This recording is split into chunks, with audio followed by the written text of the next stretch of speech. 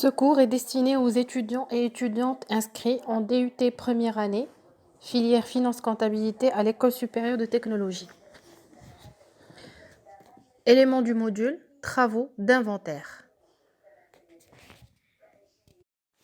Chapitre 2, les provisions pour dépréciation des éléments d'actifs. 1 sur 4. Eh bien, ce chapitre s'enregistre dans le cadre des travaux d'inventaire, ce qu'on appelle les travaux comptables de fin d'exercice. On les a définis en début de semestre 2. Eh bien, on a vu en premier chapitre les amortissements, qui sont des écritures liées aux immobilisations. Eh bien, maintenant, on va avoir des travaux d'inventaire qu'on appelle les provisions pour dépréciation d'éléments d'actifs. Je rappelle que l'objectif des travaux d'inventaire en général, c'est répondre à ce souci d'image fidèle des comptes de l'entreprise. L'objectif étant de représenter la réalité des comptes de l'entreprise et bien évidemment traduire la réalité de sa situation financière. La provision pour dépréciation. On définit d'abord ce que c'est que la provision.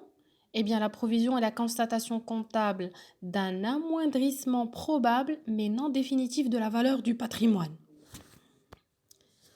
Amoindrissement, ça vient du mot moindre, ça veut dire diminution, ça veut dire une perte. Probable, on est dans l'incertitude. Il y a des événements qui nous font dire qu'il y a une perte probable. Mais non définitive, ça veut dire qu'elle n'est pas définitive, cette constatation. On va y revenir au fil des années. Eh bien, j'ai fait exprès de rappeler en dessous la définition de l'amortissement qu'on a vu déjà en chapitre 1. L'amortissement est défini comme étant la constatation comptable. On est toujours dans la même définition que la provision, d'une perte de valeur, sauf que cette perte, elle est certaine, elle est sûre et irréversible. Ça veut dire que je ne peux pas revenir là-dessus, je ne peux pas la changer, elle est définitive.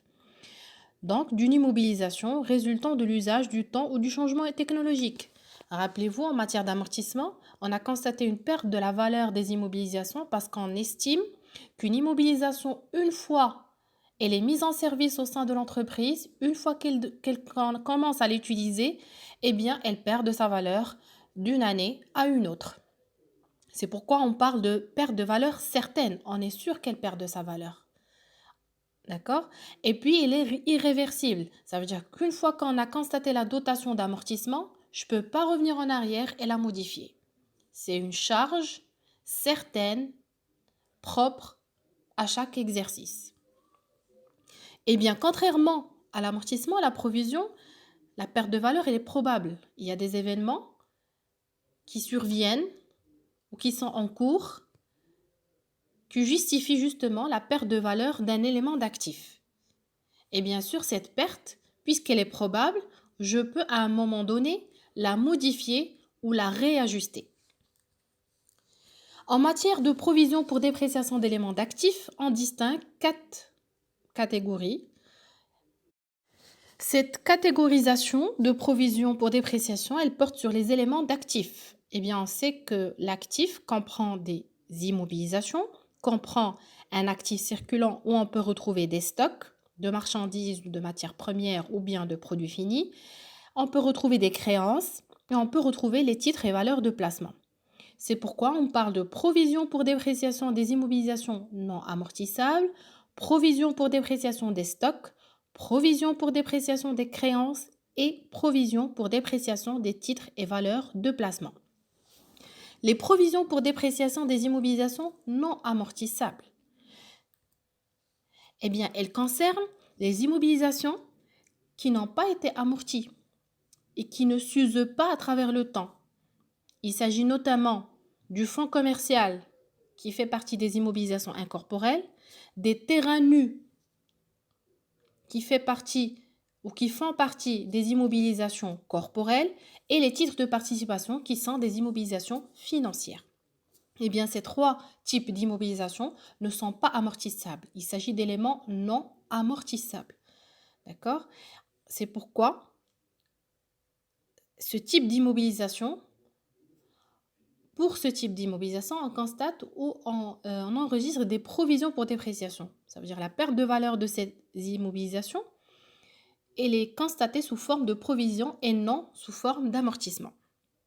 À la fin de l'exercice, l'entreprise doit évaluer la perte probable, d'accord? On doit l'estimer, on doit la déterminer d'une manière ou d'une autre, afin de la prendre en compte au niveau des charges de l'entreprise. Dotation-provision, classe 6. À la fin des exercices suivants, l'entreprise doit estimer la provision afin d'apporter les réajustements nécessaires. Rappelez-vous la définition. La provision est une constatation d'une perte probable et non définitive. J'ai dit non définitive, ça veut dire que je vais devoir la réajuster les exercices suivants. Et finalement, en cas de cession, l'entreprise doit procéder à la reprise de la provision dans son intégralité. Quand je dis reprise, c'est annulation et on va découvrir ensemble tout à l'heure les comptes qu'on va devoir utiliser. On va illustrer ça par une application. À la fin de l'exercice correspondant à l'année civile 2019, l'entreprise Beta a constaté les dépréciations suivantes. 50 000 dirhams pour le fonds commercial à la suite d'événements exceptionnels. Le fonds commercial, qui est une immobilisation incorporelle, a perdu de sa valeur en raison d'événements exceptionnels.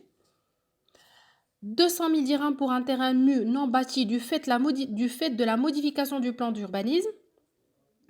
La modification du plan d'urbanisme a fait en sorte que le terrain dont dispose l'entreprise va perdre 200 000 dirhams de sa valeur.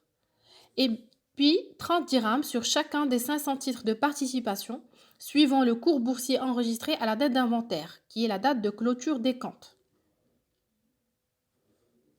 Et on demande bien évidemment de passer les écritures nécessaires au journal. Pour le premier élément, pour la première immobilisation, il s'agit du fonds commercial qui est une immobilisation incorporelle. On vous dit que ce fonds a perdu 50 000 dirhams de sa valeur. Donc, on va devoir débiter un compte de charge. Il s'agit d'une perte probable. Sauf que cette perte, ce n'est pas une perte d'exploitation, ce n'est pas une perte ou une charge financière, mais il s'agit d'une charge non courante. On va l'enregistrer dans la rubrique 65, plus précisément le compte 6596, dotation non courante aux provisions pour dépréciation des immobilisations incorporelles. Contrepartie, bien évidemment, provision pour dépréciation des immo incorporels, le compte de l'immobilisation, et je rajoute le chiffre 9 en deuxième position, contrairement aux amortissements où on rajoutait le chiffre 8 en deuxième position. Deuxième provision qu'on va devoir passer, c'est celle relative au terrain. Le terrain nu non bâti, en raison de la modification du plan d'urbanisme, a perdu 200 000 dirhams de sa valeur. C'est pourquoi on va devoir passer une dotation aux provisions pour dépréciation des immobilisations corporelles. C'est une dotation d'exploitation, rubrique 61, plus précisément le compte 6194. Contrepartie, provision pour dépréciation des immobilisations corporelles. Je rajoute toujours le chiffre 9 en deuxième position. Troisième écriture, relative à la dépréciation de la valeur des 500 titres de participation détenus par l'entreprise, eh bien, vous dit, l'entreprise a perdu 30 dirhams sur chacun des titres. Cela fait 15 000 dirhams en totalité de perte de valeur. Donc, on va passer une dotation qui est une charge, sauf que cette charge, elle est financière. On est dans le cadre d'immobilisation financière. Donc, le type de provision ou le type de la dotation, elle est financière. On va utiliser le compte 6392, dotation provision pour dépréciation des immobilisations financières. Contrepartie, on prend le compte de l'immobilisation qui est 251 et on rajoute le chiffre 9 en deuxième position, ce qui nous donne le compte 2951. Provision pour dépréciation des titres de participation, 15 000 dirhams. Maintenant, on arrive à la cession des immobilisations provisionnées. Si jamais j'ai une immobilisation non amortissable que j'ai provisionnée et à un moment donné, je vais devoir la vendre, eh bien, on doit distinguer 3 étapes. Première étape, la cession, où on va devoir créditer un compte de produit produit de cession des immobilisations, qui est un produit non courant. Et on va devoir débiter soit le compte de trésorerie, s'il s'agit d'une cession par virement bancaire ou par chèque bancaire, soit on va devoir utiliser un compte de créance 348, créance sur cession des immobilisations, si la cession a été faite à crédit. Deuxième étape, on doit constater la sortie des immobilisations cédées.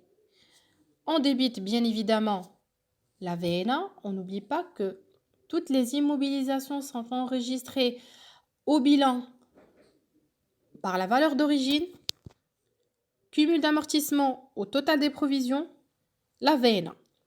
Eh bien, je dois débiter la VNA des immobilisations cédées et contrepartie, puisque je parle de sortie de l'immobilisation, je crédite la classe 2, immobilisation concernée.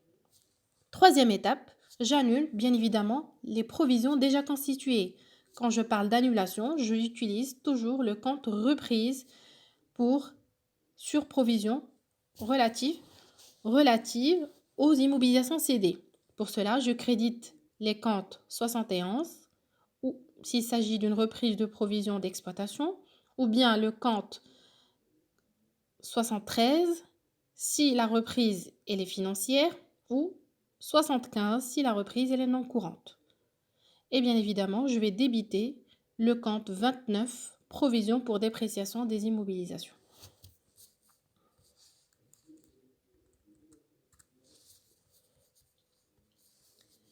Application. On vous dit que le 10/5/2019, l'entreprise Beta a cédé les 500 titres de participation sur lesquels elle avait constitué une provision à la fin de l'année 2018 pour 15 000 dirhams. Donc, elle a cédé au prix global de 80 000 dirhams payable par virement bancaire. Le prix d'acquisition était de 100 000 dirhams. On vous rappelle la valeur d'origine des titres de participation qui était de 100 000 dirhams et on vous demande de passer les écritures nécessaires au journal suite à cette session. Donc à droite, je vous rappelle les étapes. Première étape, encaissement du prix de cession. La cession a été faite par virement bancaire. Je débite le compte 5141 qui est un compte de banque pour 80 000 dirhams et je crédite le compte 75 produit de cession des immobilisations financières cédées. Il s'agit de titres de participation, donc on est dans les immobilisations financières. Deuxième étape, sortie des titres de participation vendus. Quand je dis sortie, eh bien, je débite la VNA des immobilisations financières cédées, qui est un compte de charge non courante, 6514, et je crédite 2510 les titres de participation. Troisième étape, je vais annuler les provisions constatées sur les immobilisations cédées. Ces titres de participation, j'ai constaté déjà une provision sur ces titres en 2018, à la fin de l'exercice 2018. Je suis au 31/12/2019, donc je dois réajuster cette provision et dans mon cas, je vais devoir l'annuler. C'est pourquoi je vais débiter le compte 29, provision pour dépréciation des titres de participation pour la totalité, 15 000 dirhams, et je vais utiliser le compte de reprise financière sur provision pour dépréciation des immo financières pour 15 000 dirhams, le compte 67 392.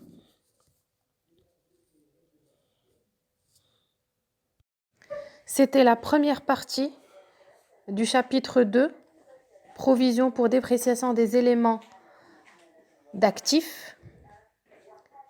On se retrouve prochainement pour la deuxième partie.